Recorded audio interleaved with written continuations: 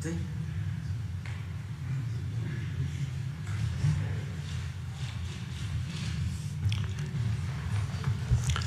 Gracias. Buenos días. Vamos a, por decisión del presidente, a presentar algunos datos relevantes sobre el juicio que se lleva a cabo de carácter civil en el estado de Florida en contra de Genaro García Luna y de una serie de personas y de empresas que formaron parte de la red de corrupción encabezada por este sujeto. Durante el tiempo que Genaro García Luna ejerció su cargo como secretario de Seguridad Pública del Gobierno Federal y posteriormente a ello tejió una red de corrupción y lavado de dinero para beneficio personal y de sus socios cercanos. Bajo auspicio de García Luna, un conglomerado empresarial familiar que opera en distintos países obtuvo 30 contratos con diversos órganos de seguridad pública en México, a partir de los cuales se extrajeron recursos públicos por un monto de $745.9 millones y sigue el examen de otras operaciones. No hemos terminado.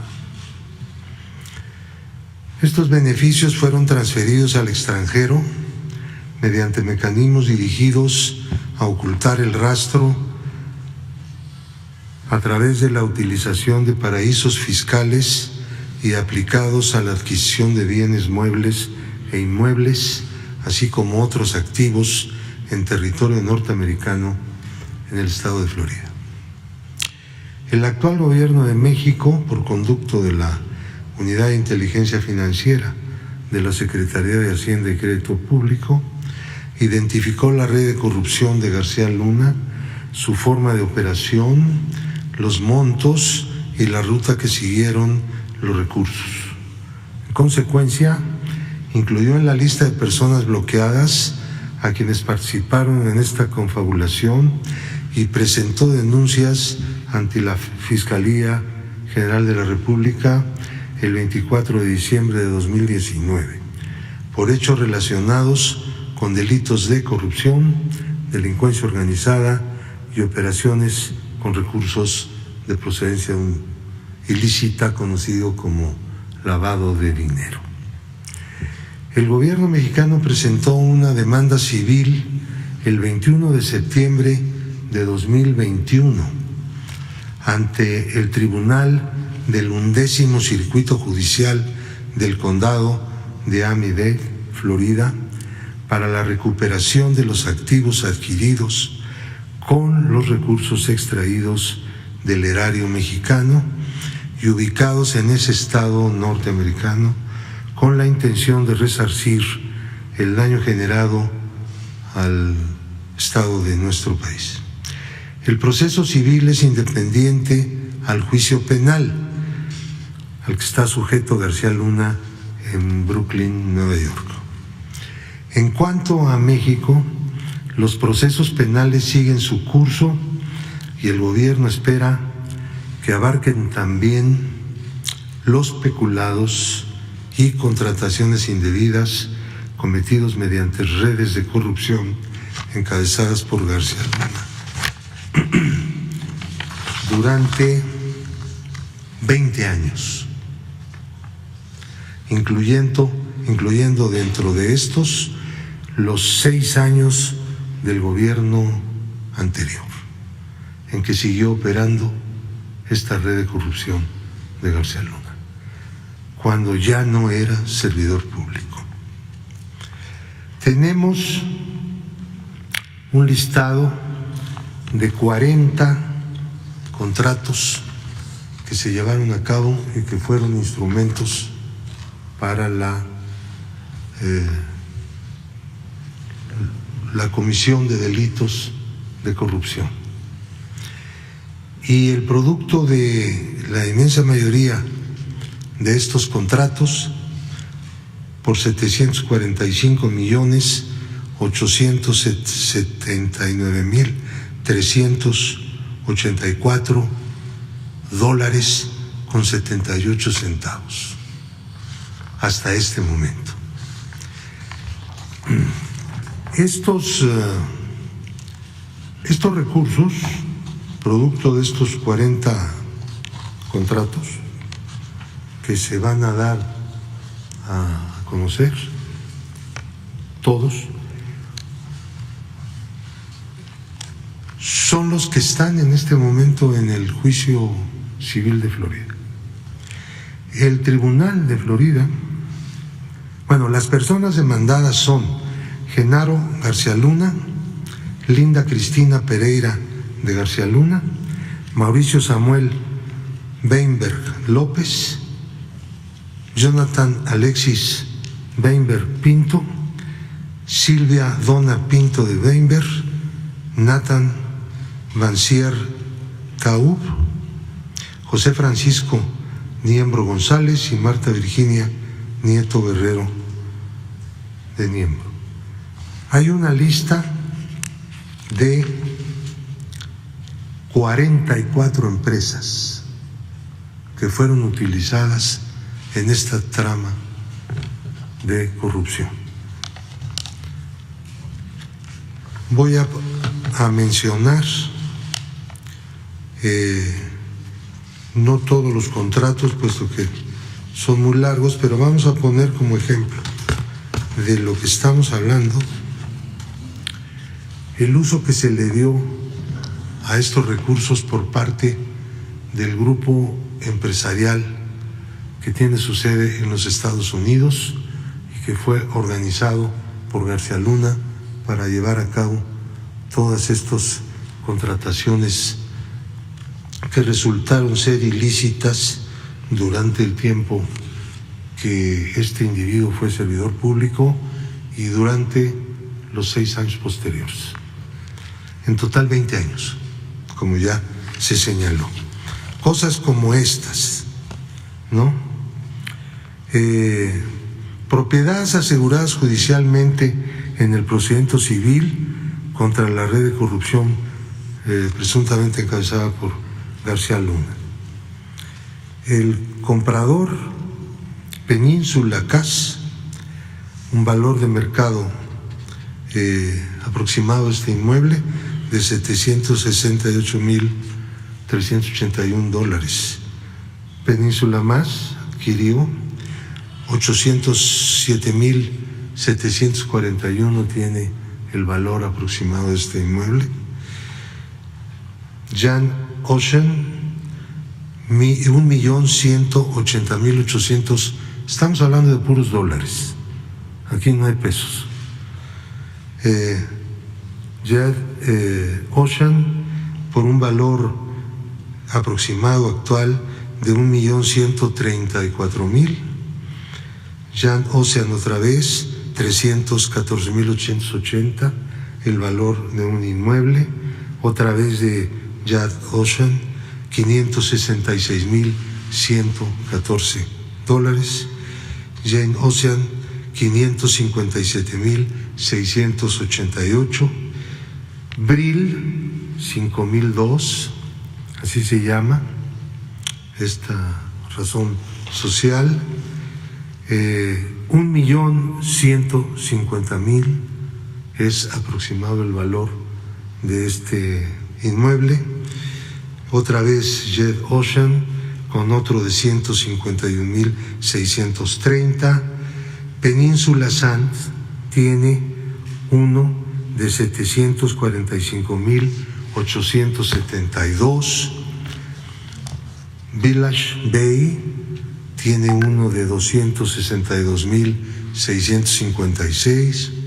Best tiene uno de 4,200,000 dólares. Silvia Donna Pinto de Weinberg tiene uno de 2,232,876. Delta Integrator tiene otro de 555,800. Delta Integrator tiene otro más de $900,000. Delta Integrator tienen $510,965. Delta Integrator tiene otro más de la esposa de la persona mencionada por $509,961. Yagra posee uno 469,806. Marta Virginia Nieto Guerrero tiene uno de $911,232 para un total de $17,930,402. Son inmuebles asegurados por la Corte norteamericana en el proceso civil que inició el gobierno de México para recuperación. Hay una serie de cosas que no son inmuebles, que son muebles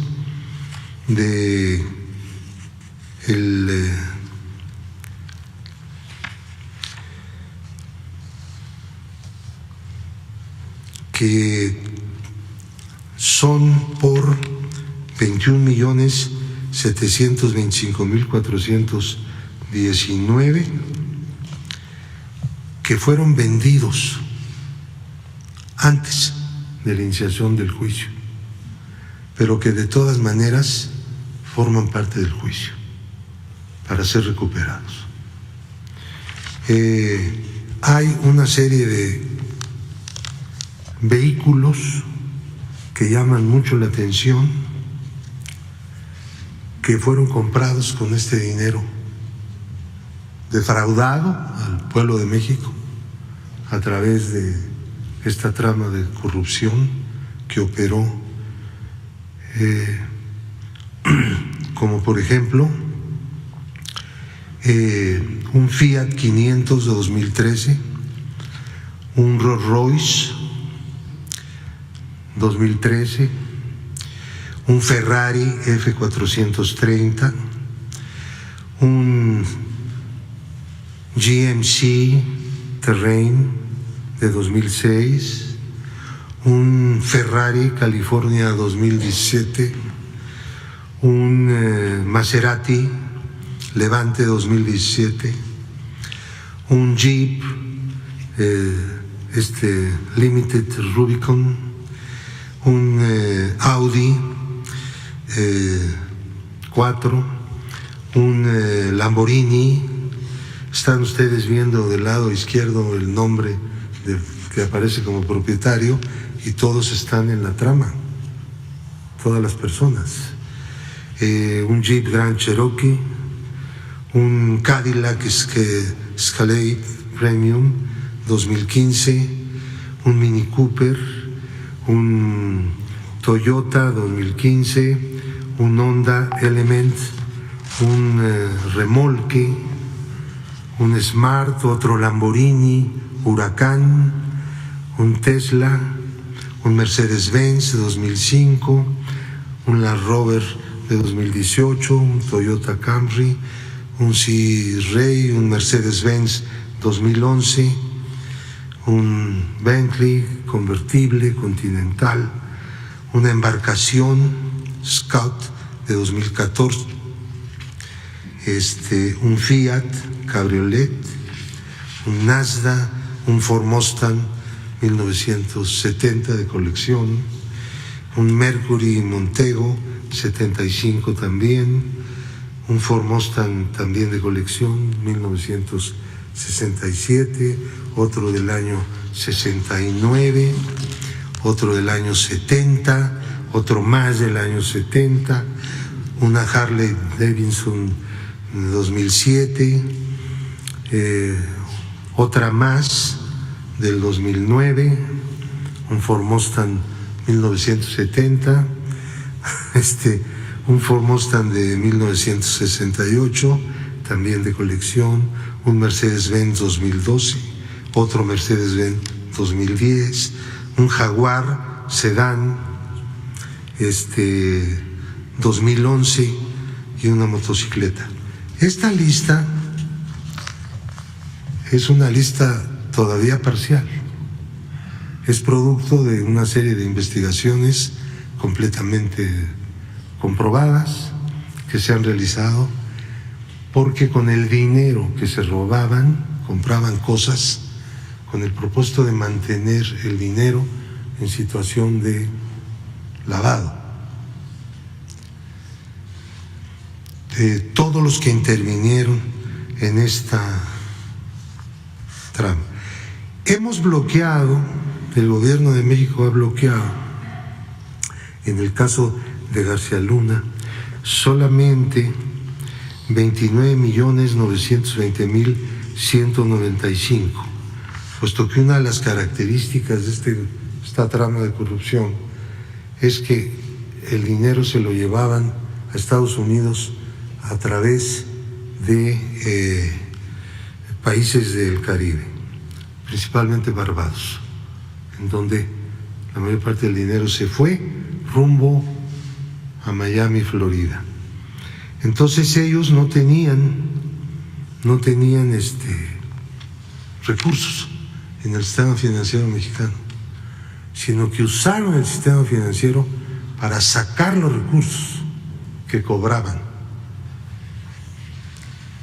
en los contratos que García Luna promovía que se hicieran con dependencias públicas de México. Se llegó incluso al extremo de que al gobierno de la Ciudad de México le cobraron una cantidad relevante por un reconocimiento de adeudo de un contrato que nunca fue firmado y que no existió, jamás. Esto también ha sido denunciado y las autoridades de la ciudad están muy interesadas, están dando seguimiento a esto, porque es tiene un origen en el presupuesto local y la unidad de inteligencia financiera ha dado toda la asistencia y toda la información al gobierno de México. Hay 10 empresas que fueron bloqueadas por el gobierno de México a través de la UIF,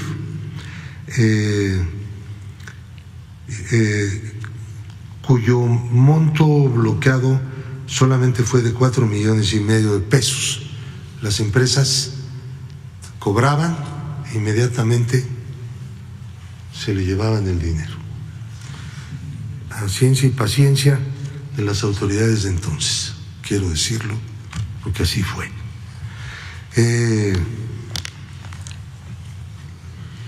También hay en lo individual una serie de personas que han sido bloqueadas, están en la lista de personas bloqueadas en relación con esta trama de corrupción, pero también por montos, pues algunos millones de pesos, pero no en los niveles de lo que fue hurtado a México. Ahora bien, quiero dejar este asunto en esto. Estamos esperando que se resuelva un recurso que presentaron los abogados de los demandados, de García Luna y demás personas y empresas, con el propósito de que ya se inicie el juicio, se integre el jurado y pues se hará todo el esfuerzo con el propósito de recuperar el dinero de lo que se nos despojó como país y como pueblo. Ahora, en esto, ya pasando a un tema vinculado con esto que acabo de mencionar, el señor Luis Cárdenas Palomino ha recibido del Quinto Tribunal Colegiado en Materia Administrativa del Primer Circuito la protección y el amparo de la justicia de la Unión.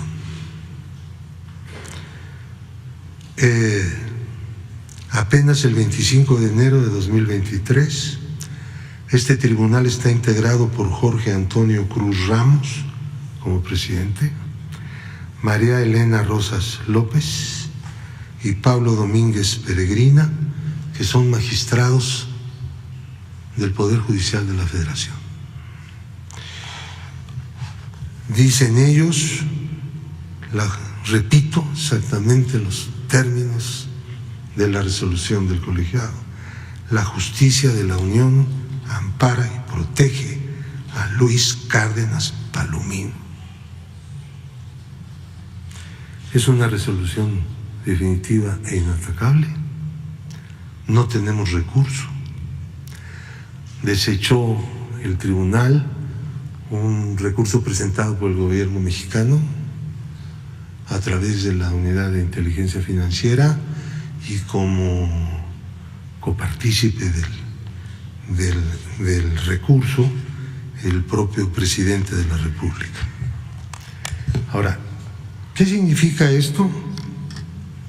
Significa que la acción del gobierno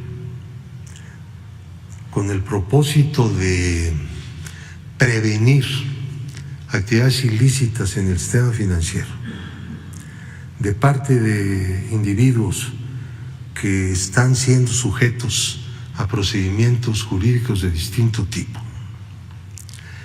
y que se conoce que realizan actividades de lavado de dinero, son pues liberados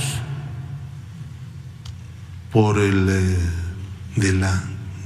del problema de estar en la lista de personas bloqueadas y de no poder realizar actividades en el sistema financiero mexicano por el Poder Judicial mexicano, que debería pues interesarse justamente en lo contrario, ¿no?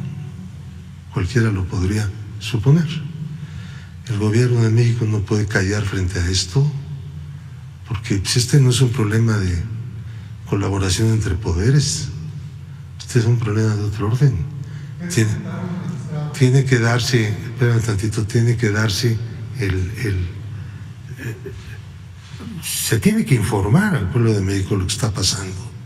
El argumento es, vean el argumento, el procedimiento que llevó a la UIF a inscribir a esas personas, porque este es un caso, hay decenas y centenares de casos, en la lista de personas bloqueadas, como es un procedimiento meramente nacional y no lo está solicitando ningún país extranjero, por lo tanto carece de suficiente certeza y carece de seguridad jurídica. Punto. Jurisprudencia elaborada en su momento por el ministro Medina Mora, aprobado por la segunda sala, y que no todos, quiero insistir, los jueces aplican a ciegas. A ciegas. No solamente es un criterio malinchista, es un criterio que sirve para convalidar actividades ilícitas, proteger no solamente a criminales de la delincuencia organizada, sino especialmente a los corruptos, ex servidores públicos, etcétera, todo ese tipo de cosas que hemos tenido. Entonces, pues yo quiero que se entienda que no se está persiguiendo a nadie ni por sus ideas ni por sus posiciones políticas, simplemente lo que se está haciendo es cumpliendo con la ley. Uno de los instrumentos es justamente el bloqueo de las cuentas, que es de tipo preventivo. Esto se hace ahora junto con la presentación de denuncias. Hay jueces que han llegado incluso a prohibir que la información de inteligencia financiera pueda ser entregada al Ministerio Público. Y entonces quedan las personas que están siendo protegidas por esos jueces en situación de impunidad total, porque para judicializar sobre el delito de operaciones con recursos de procedencia ilícita, mejor conocido como lavado de dinero, se requiere forzosamente la denuncia de la UIF, según el Código Penal Federal, en su artículo 400B. Por eso, al momento en que se impide que el gobierno pueda utilizar los datos obtenidos legalmente, sin duda, del sistema financiero, de personas, sobre todo personas expuestas políticamente,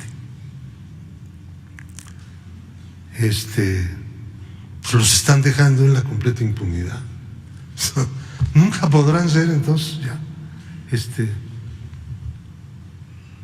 denunciados, ya no digamos inculpados por este delito. Yo creo que entre las tareas, si me lo permiten, que tiene el país es hacer un ajuste en estos criterios, porque son instrumentos de impunidad que debemos impedir. Hay que convocar esta lucha con mucha fuerza. ¿Puede repetir los nombres de sus? Sí, cómo no.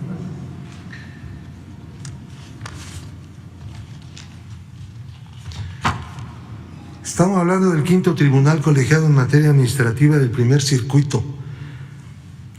Presidente es Jorge Antonio Cruz Ramos y los integrantes son magistrada María Elena Rosas López y el magistrado Pablo Domínguez Peregrina.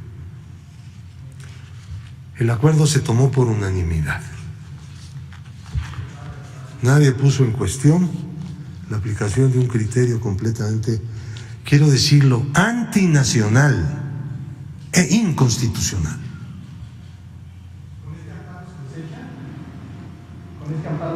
Con ese amparo yo tengo que firmar un acuerdo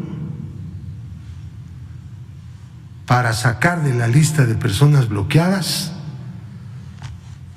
a un señor llamado Luis Cárdenas Palomino, conocido delincuente, exfuncionario público, que se encuentra preso, por cierto, en una cárcel de los Estados Unidos. ¿Ah? ¿No verá la queja en la corte? ¿No podrá meter queja en la corte? No, porque es un tema jurisdiccional y en materia de resoluciones jurisdiccionales de los tribunales no hay queja. La queja se presenta en el Consejo de la Judicatura por trámites, cuestiones de forma, mala práctica o corrupción, pero por una resolución judicial no se ve en el terreno jurisdiccional, que fue lo que hicimos, lo que hizo el gobierno de México. Un juez le da un amparo a este señor, vamos al colegiado diciéndole esto es un error. No solamente no debe hacerse en este caso, no debe hacerse en estos casos. Ayuden a luchar para proteger el sistema financiero nacional, pero sobre todo para acotar el espacio de la impunidad y de la tolerancia a la corrupción. Ese es el planteamiento. ¿Se le había asegurado bloqueado a Cárdenas Palomino, por favor? Originalmente fue bloqueado por 5,5 millones de pesos que tenía en una cuenta. Obviamente, pues son dineros livianos, ¿no?, para estas tramas de corrupción, porque no las tienen.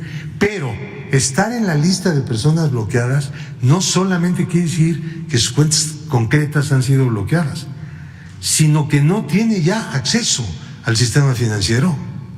No puede cobrar un cheque, ¿entienden? No puede comprar valores, no puede comprar moneda extranjera. Queda la unidad de inteligencia financiera no bloquea cuentas. Las cuentas quedan bloqueadas como consecuencia de que las personas son bloqueadas. Ingresan a lo que se llama lista de personas bloqueadas para que no hagan uso del sistema financiero mexicano para realizar actividades ilícitas. Porque es muy sencillo usar, sobre todo en una economía tan abierta como la mexicana.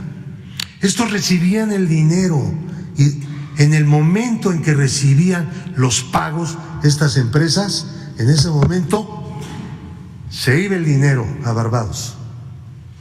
Ahí se quedaba en un banco, en una cuenta de ellos, y luego veían la manera de irlo mandando a Miami.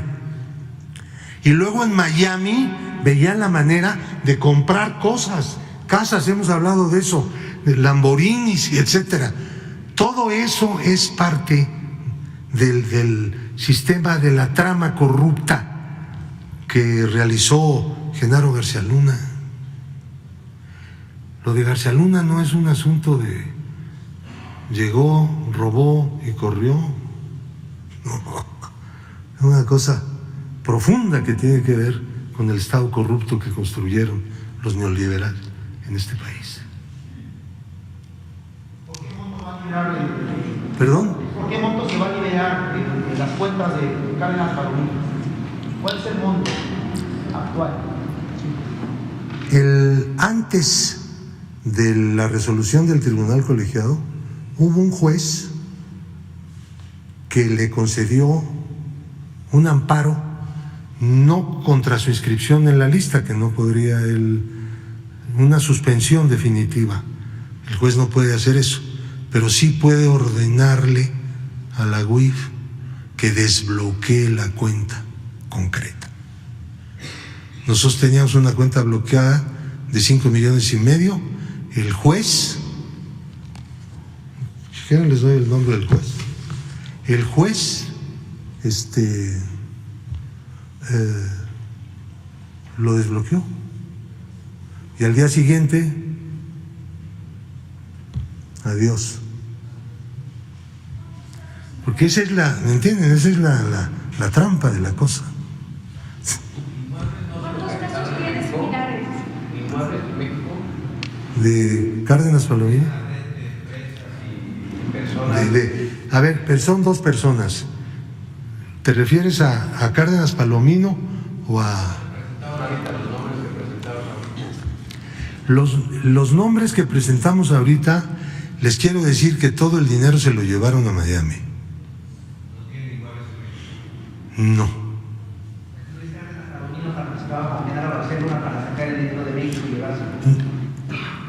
No operaban en relación, operaban con independencia, pero sí tenemos una relación financiera concreta. En un caso, la empresa más importante de Miami y la empresa más importante que operó Cárdenas Palomino tuvieron relación financiera y recibió Cárdenas Palomino dinero de estos de Miami que son los socios de García Luna. Sí tenemos esa relación documentada, pues, hasta el centavo, porque los productos de inteligencia no pueden ser de sensibilidad, ¿no? Tienen que ser hasta el centavo. tanto se movió esto, vas, ahí la matemática es lo que funciona. ¿Cuántas casas se le han encontrado en el extranjero o en México? A Luis Cárdenas Palomino no hemos hecho una investigación de propiedades de este individuo en los Estados Unidos, pero yo creo que es necesario analizar la posibilidad de hacerlo, porque el asunto es harto complicado. En el caso de García Luna se pudo por el conducto que tomaron para llegar a Miami, el que él se fue allá y el que este conglomerado empresarial del que estamos hablando de Miami, una transferencia de $10 millones a García Luna. Y entonces en ese momento pudimos agarrar la mano y decir, ya, te caché. Ese fue el elemento más importante para abrir el proceso civil y reclamar todos los bienes. Entonces, en el caso de Luis Cárdenas Palomino no hemos tenido esa fortuna, pero Luis Cárdenas Palomino está siendo investigado por la Unidad de Inteligencia Financiera pues desde hace mucho. Tenemos miren nomás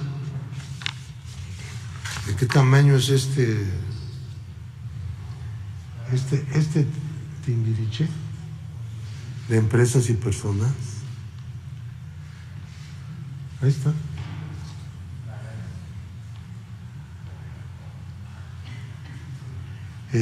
Jesús, no lo muestres mucho porque resulta que los buscadores de información, porque hay buscadores profesionales, piden a través de transparencia al instituto que cosas como estas que de repente aquí aparecen las entreguemos.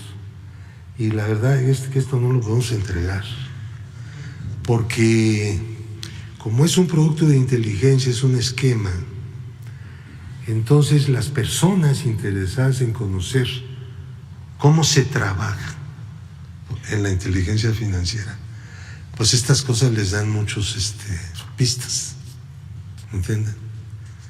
Y entonces, pero el instituto no comparte porque no, ese instituto que tenemos ahora de transparencia no es consciente de la importancia que tiene en este país y en cualquier otro la inteligencia financiera y la reserva de cierto tipo de datos y de estructuras de indagatoria, etcétera, etcétera. No comparten eso. ¿Quién sabe por qué? ¿Cómo? La demanda civil, ¿cuánto es el monto total? El monto son 700, vamos a dar, ¿no? 700.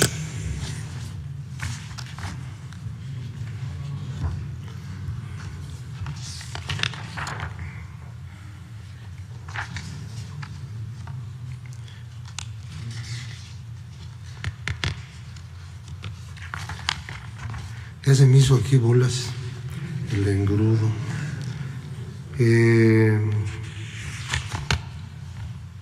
745.879.384 dólares 78 centavos.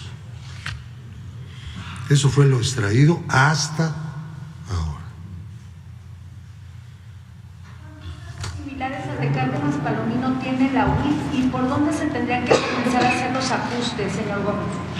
Ajustes. ¿Los ajustes quién los tendría que hacer? ¿El Congreso, el Poder Judicial? El Congreso ha apoyado y va a seguir apoyando. Yo espero que este periodo de sesiones, yo ya conversé, me reuní con la senadora Olga Sánchez Cordero, que es la presidenta de la Comisión de Justicia.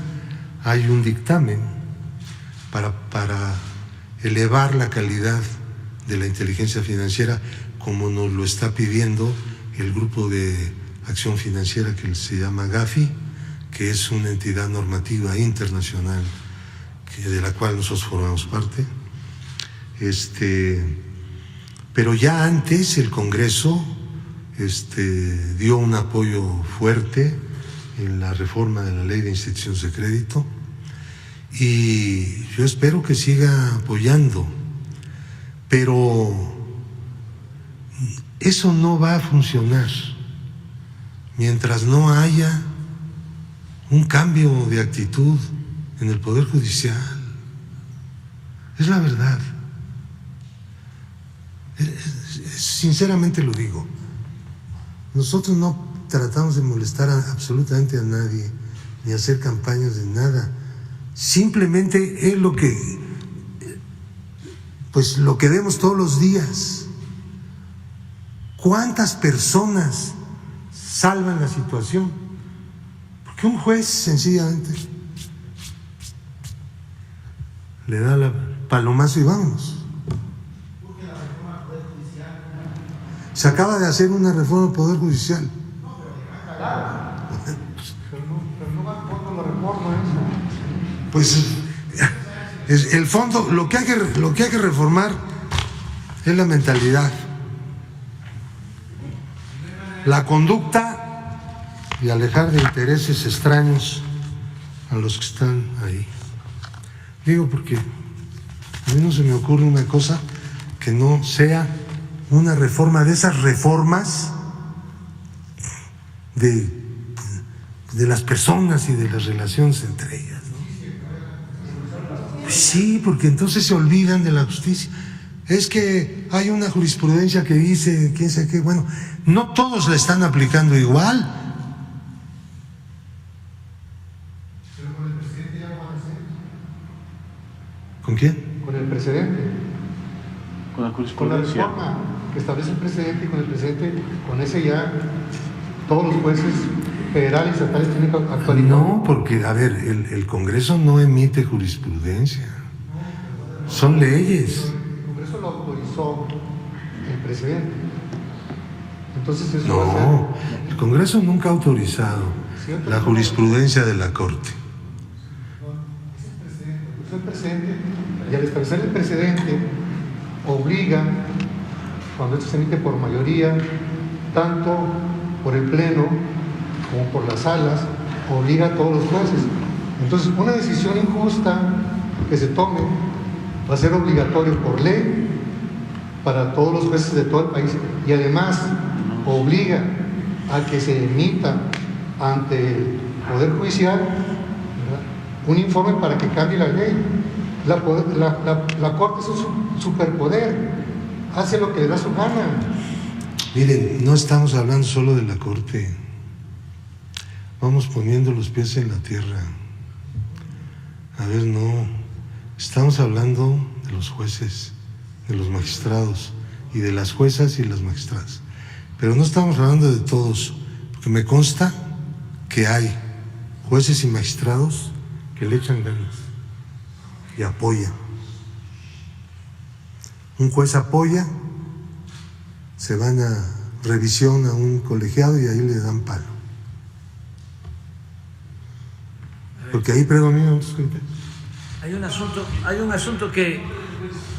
un asunto que explica, mientras buscas el nombre del juez, hay un asunto que Pablo puede explicar, puede exponer bien.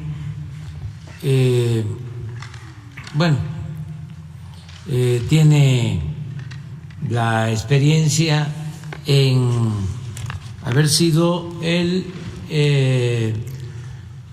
precursor de la desaparición de la partida secreta. Se debe a este señor. Pero también Pablo fue de los promotores de el artículo para limitar los sueldos de los altos funcionarios públicos y no permitir que ningún funcionario pudiese ganar más que el presidente de la República. ¿Qué sucedió sobre esto? Se hizo la reforma. Que Pablo explique por qué hay ministros de la Corte, magistrados, funcionarios de organismos supuestamente autónomos, en donde se ampararon, quién otorgó ese amparo para que se viole un artículo de la Constitución, porque esto es muy importante. Pero además, la jurisprudencia, porque no es tesis, es jurisprudencia, que sirve de base para la cancelación de las acciones de inteligencia financiera. En este caso mencionaste que fue el ministro Medina Mora. Entonces, ¿por qué no nos hablas de eso? Porque independientemente de la cuestión jurídica, o sea, ¿qué es lo que hacen? Antes y ayer hicieron un escándalo, y además con muchísima manipulación en los medios, sobre todo en la radio, conductores de radio, mujeres y hombres, que es una vergüenza, porque la radio antes era la campeona de la libertad y ahora es la campeona de la manipulación, sobre todo en la capital. Bueno, hablaba yo de que la presidenta estaba ahí porque por primera vez en muchos años, en décadas, en siglos, el presidente de la República no decide quiénes deben de estar en la Corte, como era antes.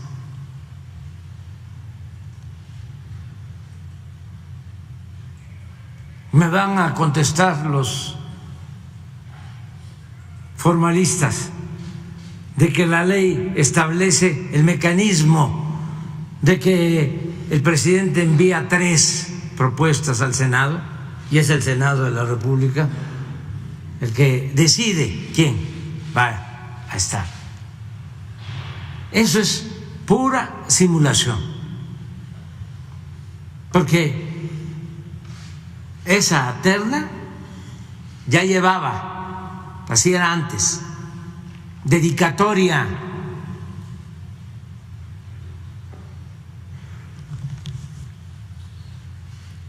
Toda esa simulación fue lo que caracterizó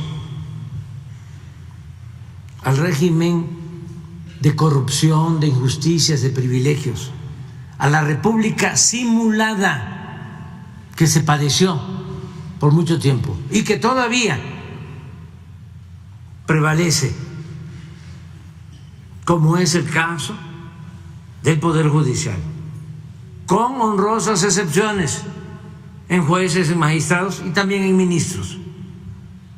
Pero si queremos purificar la vida pública de México, lo tenemos que hacer comprendiendo a todo el gobierno de la República, gobiernos federales, gobiernos estatales, poder ejecutivo, poder legislativo, poder judicial, todos.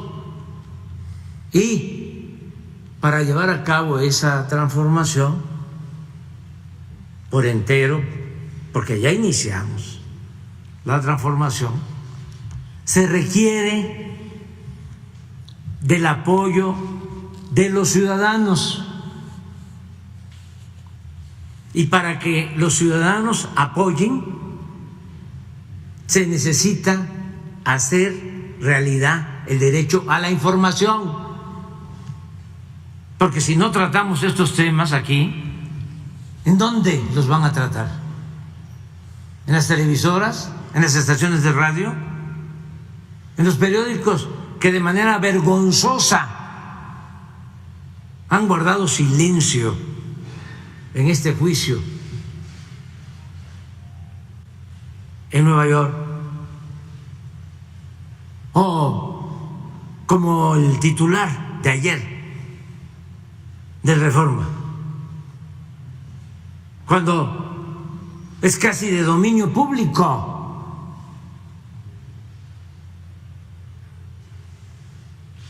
La asociación delictuosa que prevalecía entre autoridades y delincuencia organizada.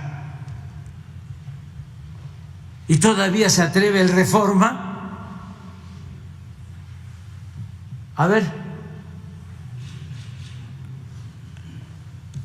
a poner 8 columnas.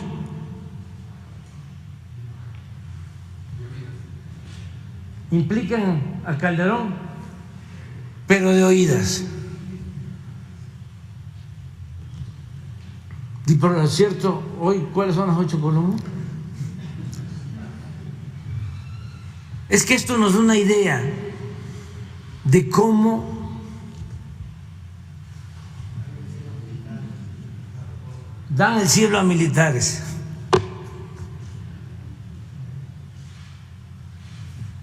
¿Se volvió usted ya ángel, general? Este es el periodismo vendido, alquilado, al servicio de la oligarquía que se dedicó a saquear a México y que se sentían los dueños del país y que quieren regresar, y son los que traen la campaña en contra de nuestro gobierno que busca la transformación. Pero afortunadamente la gente está apoyando, pero tenemos que estar informando, y por eso estamos aquí. Cuando me informa Pablo del amparo a este señor, ayer mismo le hablé, le digo, esto no puede quedarse oculto, esto no es un trámite burocrático más, esto es una afrenta a la justicia, a el movimiento que busca acabar con la corrupción y con la impunidad. Y estas batallas las vamos a seguir dando todos los días, porque nada ha dañado más a México que la deshonestidad de sus gobernantes. Y eso es lo que ha dado al traste con todo. Esa es la causa principal de la desigualdad social, de la desigualdad económica, de la violencia, de los males que padecemos. Por eso no hay tregua en el combate a la corrupción, en el combate a la impunidad. La transformación es enfrentar la decadencia con un cambio verdadero. Con esta introducción, ¿por qué no platicas lo de los sueldos? Porque es interesante, y lo que quieras además. Gracias. Bueno, brevemente los temas que el presidente ha puesto aquí. Ustedes saben que la partida secreta hace un par de años o algo así fue eliminada por fin de la Constitución. Costó trabajo, había que tomar las decisiones en ambas cámaras por 2/3 y nos tardamos más de 2 años insistiendo en que ya había que quitar eso. sobre todo para ajustar cuentas con la historia y decir no más el abuso, la utilización de recursos públicos para propósitos personales. Y ya, no existe. Ahora, el asunto del 127 constitucional. Ustedes saben que hace 10 años o más se modificó la Constitución por acuerdo de todos los partidos para poder regular las remuneraciones de los servidores públicos. Y uno de los elementos que se consideró adecuado introducir fue que ningún servidor público del Estado Nacional Mexicano, no estaba hablando del gobierno federal o de un poder o del otro, no, el Estado mexicano, estamos hablando del artículo 127 de la Constitución Política de los Estados Unidos Mexicanos. Ningún servidor público puede ganar más que lo que es asignado en el presupuesto al presidente de la República. Entonces, les voy a contar el chiste, porque es un chiste, de lo del Instituto Nacional Electoral. Ellos ganan más que el presidente, pero no solo los consejeros. Hay 400 en el INE que ganan más que el presidente. 400. Entonces, no tienen escapatoria. Hay incluso una nueva ley de remuneraciones, es concluyente, no hay resquicio. Van en un recurso a la Corte los del Instituto Nacional Electoral pidiendo que no se aplique el presupuesto federal en lo que toca a los sueldos en el INE. Nada más. La Corte admite, y en lugar de hacerle caso a la Cámara de Diputados, que es la emisora del presupuesto, de que por favor no fuera a dar una suspensión, porque no acepta la ley suspensiones contra normas de carácter general, el presupuesto lo es. Le dan la suspensión, no se aplica el presupuesto en materia de sueldos para el Instituto Nacional Electoral. Entonces ellos deciden seguir ganando lo que quieren. Pero el asunto no se resuelve en el fondo, lo dejan pasar el tiempo en la Corte. Llega un momento en que ya nada de eso funciona. ¿Por qué? Porque el presupuesto ya se acabó, ya dejó de funcionar. Viene el nuevo año, un nuevo presupuesto y lo mismo. Lo impugnan, se les da la suspensión. Es un juego, ¿no? Pero es un chiste, porque es de carcajada. Y nunca han resuelto el fondo. Nunca se ha pronunciado la Corte. ¿Por qué hace esto la mayoría en la Corte? Porque ellos ganan más que el presidente. Yo era diputado cuando mandamos el primer presupuesto, correspondiente al año de 2019. Ahí, aplicando lo que dice un transitorio de la Constitución, la Cámara resolvió respetar el sueldo histórico de los ministros que habían estado en funciones desde antes de que entrara en vigor la reforma del 127 constitucional, para no tocar su sueldo.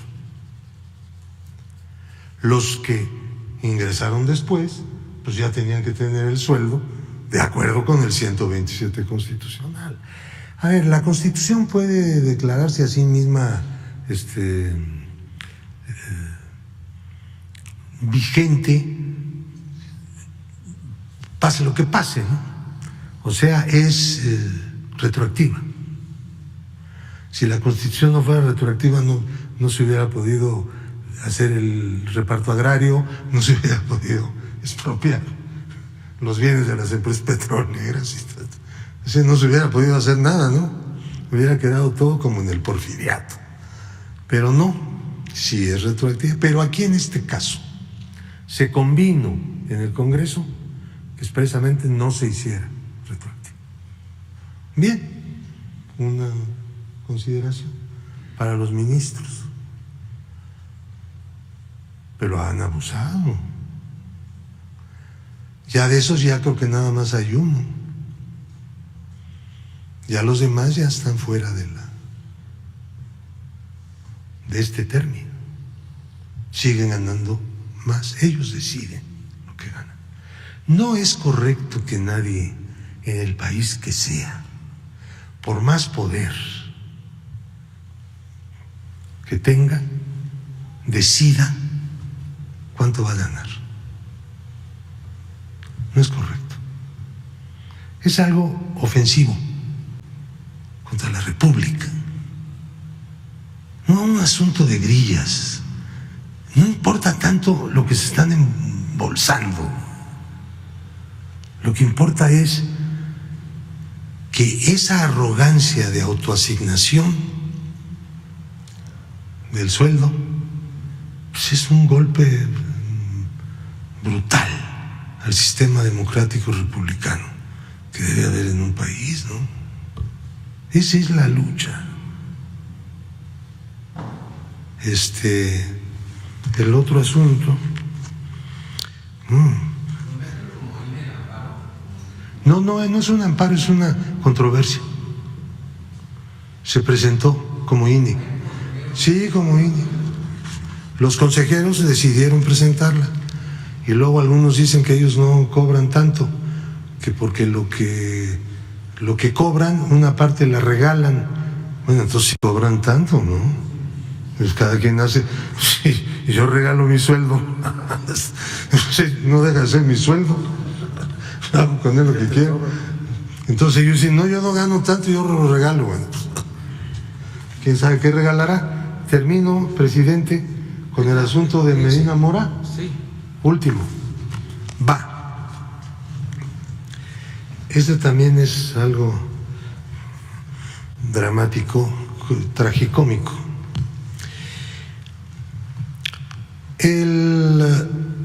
La segunda sala de la Corte decidió resolver un amparo y al resolverlo generó una tesis. Esta tesis dice que el procedimiento de bloqueo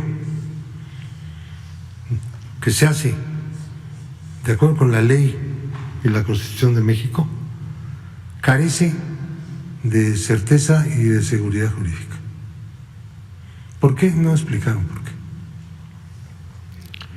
Por lo tanto, hay una excepción.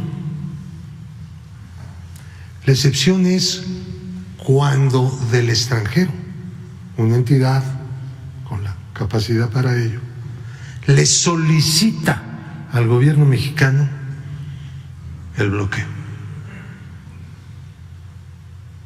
Y luego hicieron otra que dice, pero no se trata de una solicitud etérea, tiene que decir nombre, apellido del que va a ser bloqueado y que quieren que se bloquee. Eso lo convirtieron en jurisprudencia, ¿no? Que pues, agarraron otros casos, empezaron a votar, juntaron 3 y vámonos. O sea, es una maniobra, ¿no? Actualmente tenemos esta. Yo presenté una solicitud a la Corte para que un amparo se atrajera desde el colegiado donde está en revisión, como amparo en revisión fuera a la Corte. Es un procedimiento frecuente que existe y lo puede hacer cualquiera. Yo lo hice siempre y cuando, claro, un miembro del consistorio, o sea, un miembro de la Corte, apoye. Entonces yo hablé con una de las integrantes de la segunda sala y encontré la atención esperada. Entonces ella presentó mi solicitud en la segunda sala y dijeron sí, hay que traerlo, pero para endurecer aún más la jurisprudencia. Entonces esta ministra dijo, no se trata de eso, se trata de hacer una revisión para superar la tesis malinchista de Medina Mora. Se quejaban algunos poderosillos en aquel entonces que los ponían en la lista de personas bloqueadas y también algunos poderosos delincuentes. Entonces eso generó una reacción en el máximo tribunal, que consideró que no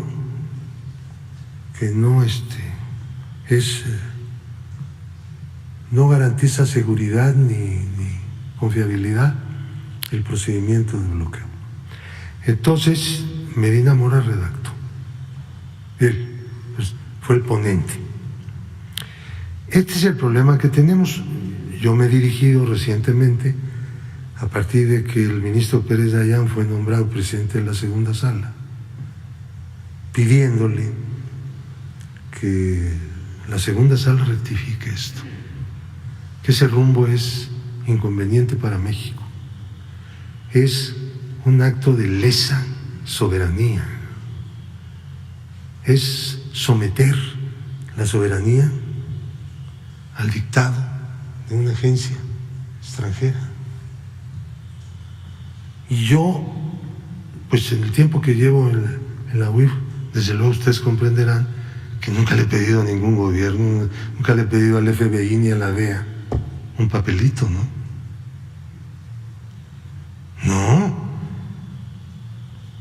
Porque pues eso es someternos no a ellos, someternos a ellos por decisión de nuestra propia Corte. Yo no admito que la Corte pueda hacer eso. El gobierno mexicano no puede estar de acuerdo. Y bueno, pues así que está la cosa. Y tengo la promesa de que va a haber un nuevo examen de que cada quien, porque no han atraído ningún asunto en revisión que está en los colegiados para aprovechar ese amparo en revisión atraído por la segunda sala para poder dictar una corrección a esa jurisprudencia. Hay que dictar una nueva. Punto. Dejar atrás la que está vigente y construir la nueva jurisprudencia, así como hicieron la construcción de la que está actual. Y pues apoyen, por favor.